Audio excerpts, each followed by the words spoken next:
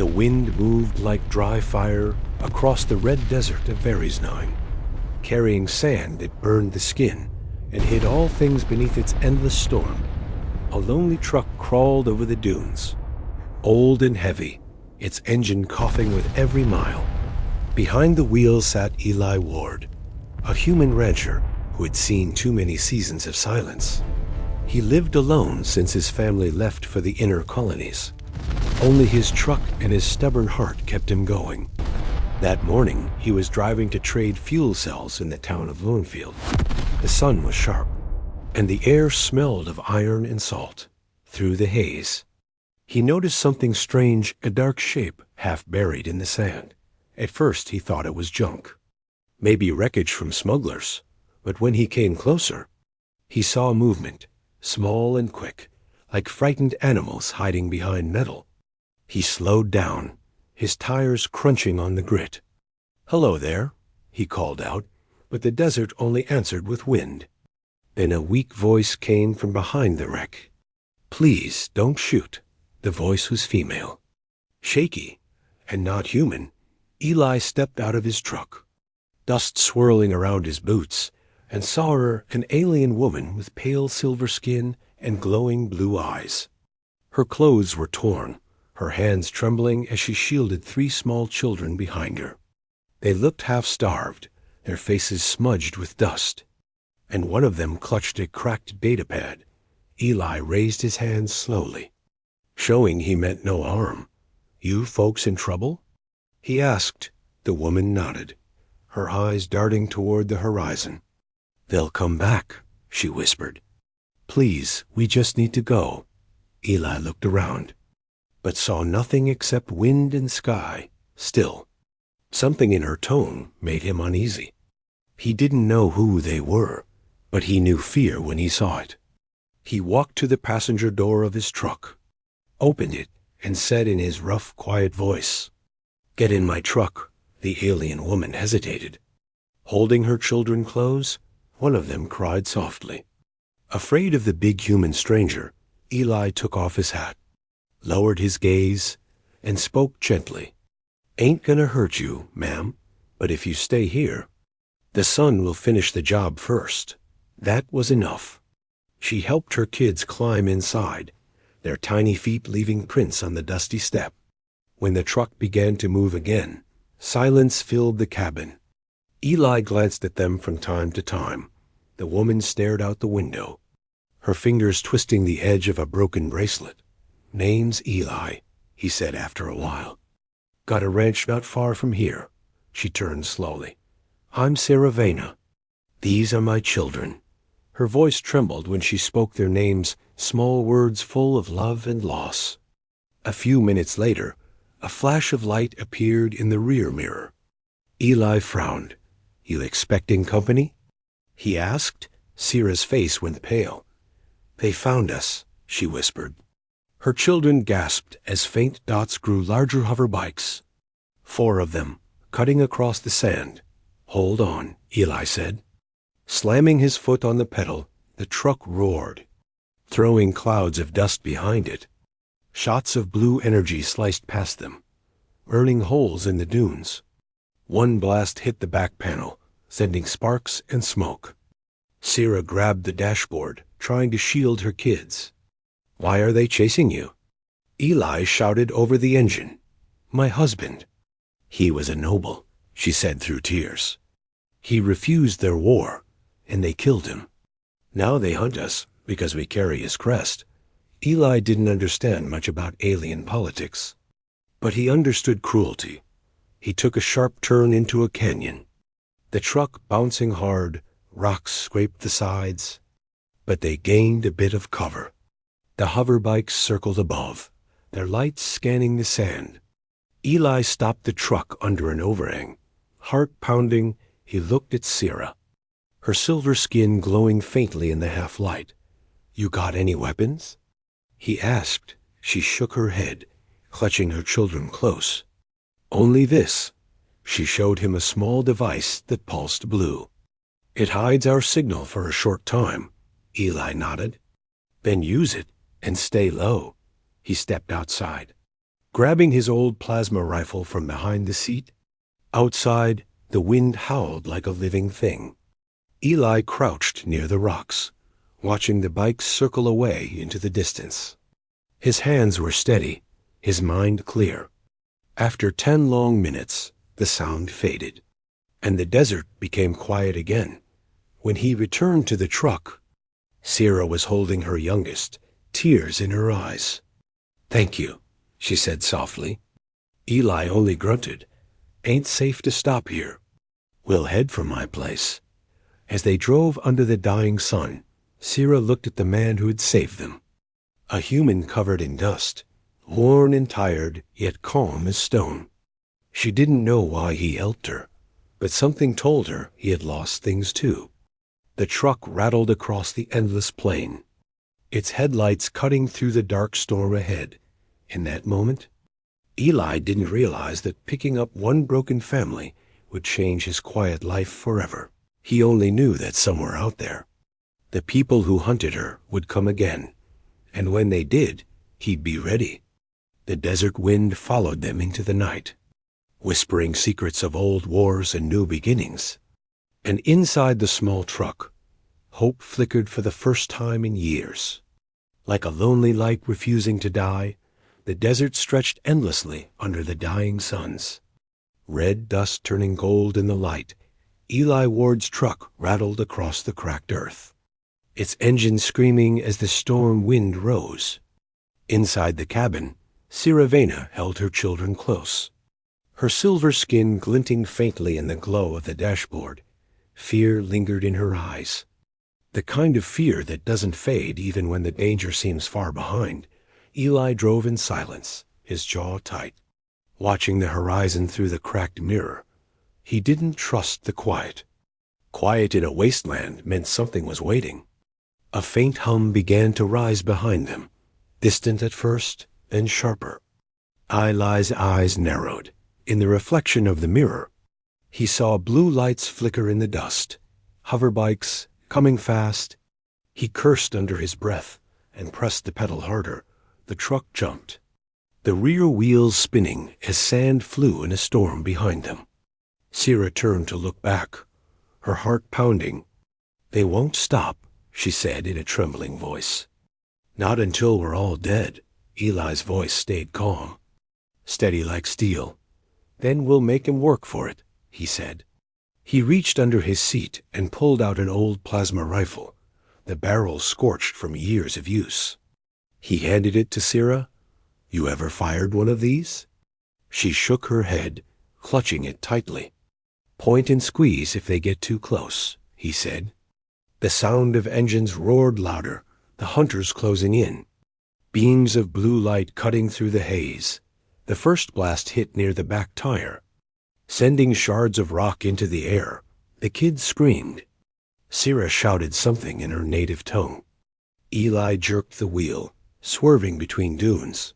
"Hold on," he yelled. The truck bounced, nearly flipping, but he steadied it. The pursuers fanned out, 4 hover bikes flying in formation, their riders in black armor marked with a glowing sigil of broken sun. "Velran Hunters," Sera whispered, her face pale. "They're trained killers." Eli's mind raced. He knew the desert better than anyone for 50 miles. There was one place he could lose them, the rusted gorge. A maze of canyons once used by smugglers and miners. "We'll make for the gorge," he said. Gripping the wheel tighter, the children huddled in the back seat. Crying quietly, Sera tried to comfort them, but her voice trembled with fear. The desert blurred into streaks of light and dust as the truck sped toward the distant cliffs. Bolts of plasma chased them, striking sand and rock. Each explosion painted the world blue for a heartbeat. The rearview mirror cracked as a bolt grazed it. Eli didn't flinch. His focus was on the narrow shadow ahead, the entrance to the gorge. "Almost there," he muttered.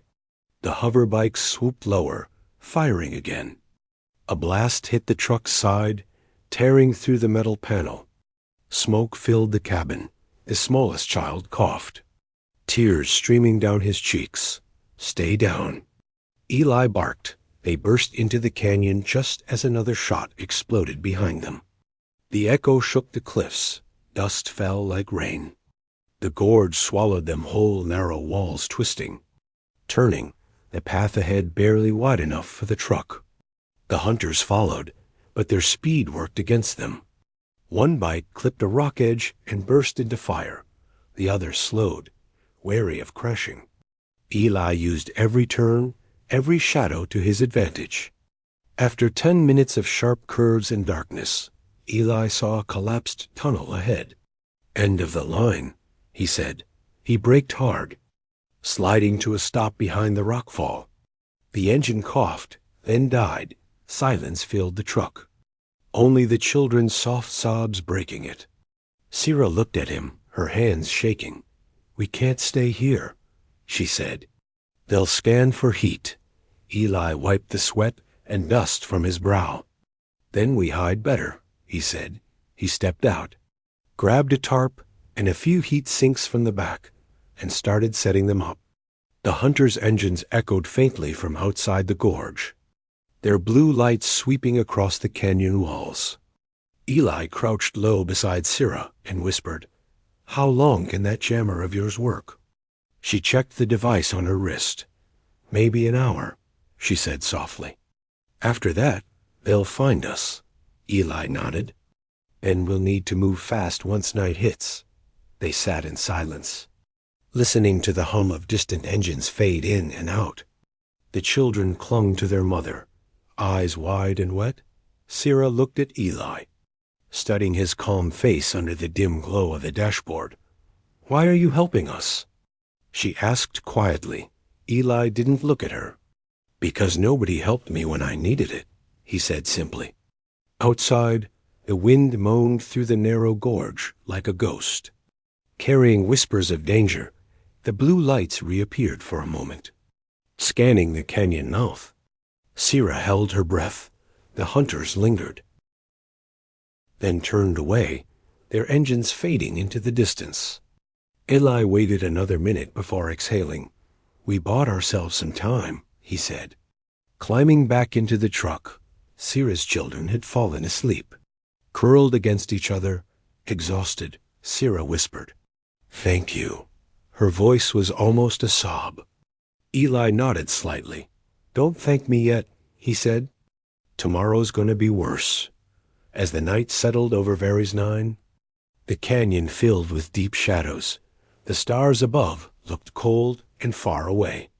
Sera leaned back, watching Eli in the faint starlight. He was quiet, tired, yet strong, like a wall against the storm. She didn't know his story, but she felt a strange safety near him, far above the canyon. A small beacon flickered blue for a second. One of the hunters had dropped the tracking drone. It blinked once, twice, and began to follow the faint trail of heat the truck had left behind. The chase wasn't over. It had only just begun. Morning came slowly to Varys 9, the twin suns rising through a haze of red dust. Eli Ward started the old truck again, its engine growling like a waking beast. Sera Veyna and her 3 children sat quietly in the back seat, their eyes heavy from a night without sleep. The desert outside was endless, filled with bones of old ships and broken towers, remnants of forgotten wars. "We'll reach my ranch before noon," Eli said in his calm, rough voice. Sera nodded weakly, her children leaning against her arms, their small breaths soft in the heat. The truck rolled over the ridges, past dry riverbeds and black rocks that glowed faintly under the rising light.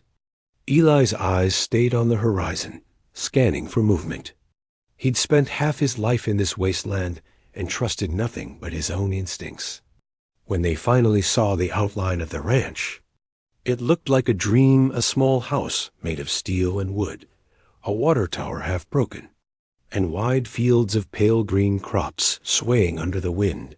The house stood alone, surrounded by a few broken droids and a fence that hummed faintly with old energy lines.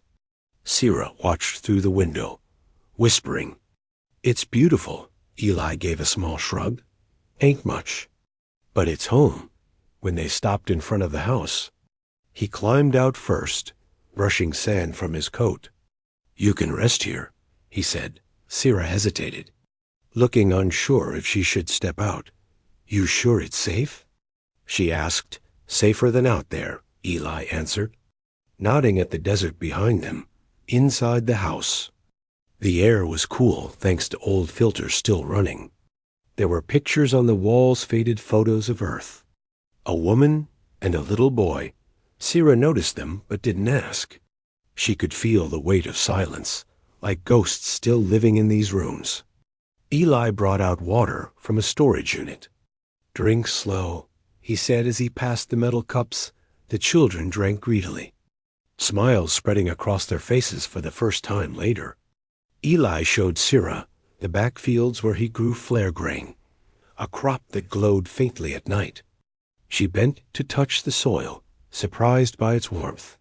"You grow this in desert sand?" she asked softly. "Took me years to get it right," he said. "My wife helped me before she passed." Sera looked at him quietly. The sadness in his voice felt familiar. Both of them had lost something they could never replace. That evening, Sera helped fix one of the broken water units. Her hands moved with precision, alien tools glowing faintly blue as she worked. Eli watched from the porch, impressed. "Didn't think you'd know tech like that," he said. She smiled a little. "I was trained as an engineer before." "Before all this?" Her voice cracked. But she kept working. By nightfall, clean water flowed again, the children laughing as they washed the dust from their faces. Eli felt something stir in him, a warmth he hadn't known in years. The sound of laughter filled the quiet place where once only wind lived. For a moment, the ranch felt alive again. After dinner, they sat around the small lamp, the light flickering softly. Sera told her children a story from her home world, about rivers of silver light and floating cities that sang in the sky. Eli listened without interrupting. Her voice was calm, melodic, and it painted pictures in his tired mind. But peace never lasted long on Very's 9. That night, when the children slept, Eli stepped outside to check the perimeter. The desert was silent except for the wind. Yet his instincts screamed that something was off. Near the far edge of his fence, he saw something half buried in the sand. He knelt and brushed it away, a small metal disc glowing faintly blue. When he flipped it over, his blood ran cold. It was a tracking beacon, marked with the same broken sun symbol he had seen on the hunter's armor. He crushed it under his boot, sparks flying. "Damn it," he muttered. He looked toward the horizon, his jaw tightening. He knew what it meant. They had found them again. Sera stepped out quietly behind him, wrapping her shawl around her shoulders. "You sense it too?" she asked softly. Eli nodded. Showing her the crushed beacon, her face turned pale. "They never stop," she whispered. "They will come again." Eli looked at her for a long moment. Then at the sleeping house behind them. "And we'll be ready," he said. His voice was low but firm. The soldier in him, long buried under years of farming and loneliness, was awake again. Sera's eyes met his in the dim starlight. There was fear there, but also trust.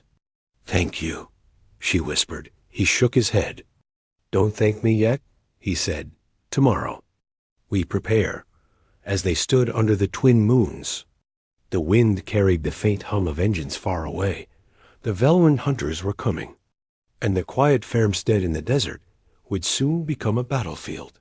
Yet inside the small house, the children slept peacefully, unaware that their lives and Eli's were about to change forever. Night faded slowly over the red plains of Very's 9, leaving behind a cold silence that made even the wind seem afraid. Eli Ward woke before the suns rose, his mind already sharp, the old soldier in him alive again. He loaded his plasma rifle, checked the energy cells twice, and walked the perimeter of the ranch. Every sound mattered now. Every gust of wind carried warning. Inside the house, Sera Veyna stirred awake, her eyes heavy but alert. She looked through the window and saw Eli setting up makeshift defenses metal scraps, wired to emit magnetic fields. Traps built from broken farm drones and motion sensors fixed along the fence. He moved with quiet purpose, not fast, not slow, but sure.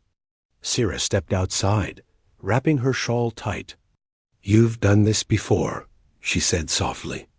Eli gave a half-smile. "Once or twice," he replied. He didn't mention the wars he fought, or the friends he buried. There was no need. It was written in his eyes. Sera approached the old water tower where he'd mounted a small rail turret. "Will this hold them?" she asked. "Long enough," he said simply.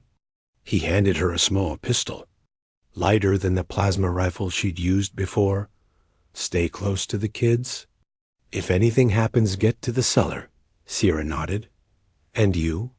He looked toward the horizon, where faint dust clouds began to rise. "I'll buy you time." As dawn began to break, the sky turned a strange color, orange and violet, mixed with the shimmer of heat.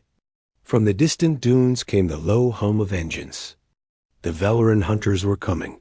4 bikes became 6, then 10, their lights cutting across the desert like blue lightning. Sera's heart pounded as she ran back inside, waking the children and guiding them to the hidden cellar below the kitchen. "Stay quiet," she whispered, her voice trembling but steady. The youngest began to cry, and she kissed his forehead. "It's all right. Mama's here," she said softly outside. Eli climbed to the top of the tower and crouched behind the railgun. The wind pulled at his coat, the taste of dust and fear in the air. "Come on," he muttered, eyes narrowing. The first plasma bolt streaked through the sky and hit the ground near the fence. Sand exploding upward, Eli fired back. A single red shot cutting through the haze and striking one of the hoverbikes clean off course. It crashed into the sand. Fire blooming behind it, the battle had begun. The ranch shook as explosions echoed through the canyons. Sera could hear them even below the floor. Each blast made her flinch, but she held her children tight, whispering prayers in her alien tongue. Above, Eli fought like a man possessed, calm and deliberate. Every shot counted. The railgun hummed, cutting through 2 more riders. The rest spread out, circling wide to flank him. Eli jumped down from the tower and moved toward the porch. Rifle ready, 3 hunters reached the fence line, their armor glowing blue in the early sun. One of them fired, but Eli was faster, rolling behind a tractor and returning fire. His bolt tore through the attacker's chest. The second came close, blade drawn. But Eli swung a metal rod from the ground and struck him across the helmet. Sparks flying, he finished it with a blast to the chest. The third one aimed for the house, but a shield of blue energy erupted suddenly in front of the door. Sera stood there, her hands glowing with alien light. Eli looked back in surprise. Sera's power flared like living fire. She had tapped into the energy hidden within her crest. The same one the hunters were after. "Get away from my children." She screamed. Her blast hit 2 of them square in the chest, sending their bodies tumbling into the sand. Eli ran to her side, firing at the rest. "Didn't I say stay in the cellar?" he shouted. She smiled faintly through the tears and dust. "And leave you to die alone?" "Never." The fight raged for what felt like hours. Though it lasted minutes, smoke filled the air, metal burned, and light tore through the sky. Eli's arm was bleeding, but he kept firing. The hunters were skilled, relentless, but so was he. One by one they fell, until only their leader remained a tall figure in black armor, with the symbol of the broken sun glowing red on his chest. He stepped forward slowly, his weapon humming with high-charge plasma. "You think you can protect her, human?" He sneered through the helmet speaker. "She carries a noble mark worth more than your whole species." Eli spat blood into the dust. "Guess you'll have to kill me to take it," he said. The hunter aimed, but Sera moved first, stepping in front of Eli and raising her hands. A burst of pure energy shot from her palms. Colliding with the hunter's weapon, the explosion threw them both backward. Eli hit the ground hard, his head spinning. When he crawled up, he saw Sera lying still near the porch, smoke rising around her. "Sera!" He shouted. He ran to her, lifting her into his arms. Her skin was pale, her breathing shallow. The last of the hunters limped away, vanishing into the dunes. Defeated but not dead, Eli carried her inside, laying her on the floor as her children cried. Her eyes fluttered open weakly. "You risked your life." "For me," she whispered. Eli's voice cracked. "You're part of this family now," he said. "And I protect what's mine." She smiled faintly before losing consciousness. Eli pressed a hand to her chest. Feeling the faint pulse. "You hang on, you hear?" He muttered. Outside, the suns rose high over the burning fields. Smoke curling into the bright sky. The ranch was scarred. The fence broken, but still standing. Eli looked out through the window, his jaw set. He had faced death again and survived, not for war, not for duty, but for something worth living for. Inside, Sera's children huddled beside her. Safe for now, but far from free. And in that moment, Eli knew one thing. The battle wasn't over yet. Not while the Velran Hunters still lived. Not while hope still had a home on his land. The suns rose slow and golden over the wounded land of Verisnine, turning the smoke from the burned fields into drifting ribbons of light. Eli Ward stood on the porch of his ranch, his arm bandaged, his body aching, and his heart heavy. The storm of battle had ended. But the silence that followed felt just as loud behind him. The sound of soft voices came from inside the house. Sera Veyna's children were awake, whispering to each other, afraid to ask if their mother still breathed. Eli turned and went back in, his boots leaving prints of dust on the metal floor. Sera lay on the couch, her silver skin pale and marked with burns where the energy had flared too bright. Eli knelt beside her, replacing a cooling patch he had made from water filters and bandage foam. Her eyes fluttered open slowly, dim at first, then clear. When she saw him, she smiled weakly. "You should be resting," she said in a quiet voice. Eli chuckled softly. "Can't. Someone's got to keep this place standing." She tried to sit up, but he stopped her gently. "Easy now. You nearly burned yourself out," he said. Her children rushed to her side, small hands reaching for her. Sera held them close, tears in her eyes. "We're safe now," she whispered. Because of him, Eli turned away, embarrassed by the gratitude. He busied himself with fixing the generator and cleaning up the wreckage outside.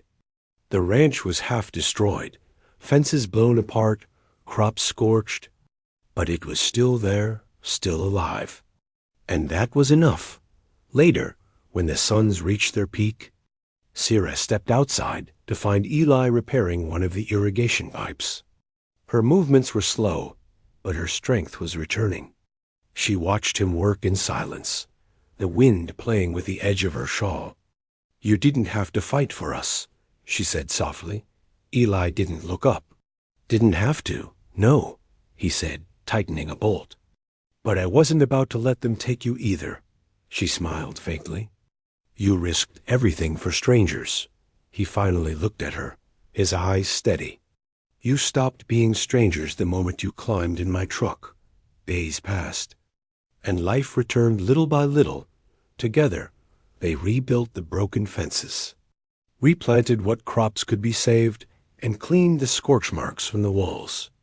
Sera taught Eli's old machines new tricks with her alien tools. She showed him how to convert sunlight more efficiently, how to channel the water flow with less waste. He was amazed at her skill, and she was quietly moved by his patience. At night, they shared small meals, simple food but full of peace. The children began to laugh again, chasing each other through the glowing flare-grain fields as if the war outside the ranch never existed. But Eli still watched the horizon, always alert. He knew the Velran Hunters would not give up easily. One night, as he sat by the porch cleaning his rifle, Sera joined him. The stars above were bright, cold and endless. "You think they'll come back?" she asked. Eli nodded slowly. "Maybe, but they'll think twice before stepping on this dirt again." She looked at him for a long moment, her voice soft. "You're not just a farmer, are you?" He gave a faint grin. "Was a soldier once. Thought I could forget, but guess the dust remembers." There was silence between them, but it was a comfortable one. Sera leaned her head against his shoulder. "When my husband died, I thought no one would ever help us again," she whispered. "Then you stopped your truck." Eli looked down at her, his voice quiet. "And I thought I'd never have a reason to fight again. Till you needed one." Weeks turned to months. The ranch bloomed brighter than before. The crops shimmered under the suns, and laughter filled the air where once there had only been wind. The children called Eli Uncle, following him everywhere, learning how to feed the livestock, how to fix a droid, how to live. Sera walked among them with a peace she hadn't felt since her homeworld burned. The grief in her eyes had softened into something new hope. One evening, as the light faded to crimson, Eli stood on the porch watching the fields. Sera came beside him, her shawl glowing faintly in the last rays of the sun. The air was warm, gentle, and still. "So this is home now?" she asked. Eli nodded. "If you'll have it," she smiled, her eyes bright with tears. "We already do," he smiled back, quiet and certain. Together, they watched the horizon where the suns met the dust. Behind them, the laughter of children echoed through the house, and above, the first stars blinked awake. For the first time in years, Eli Ward didn't feel alone. For the first time since her world fell, Sera Veyna felt safe, and on that forgotten frontier, where war once followed every breath, a new beginning took root, strong and human, bound by kindness, courage, and a single moment when a rancher stopped his truck and said, "Get in."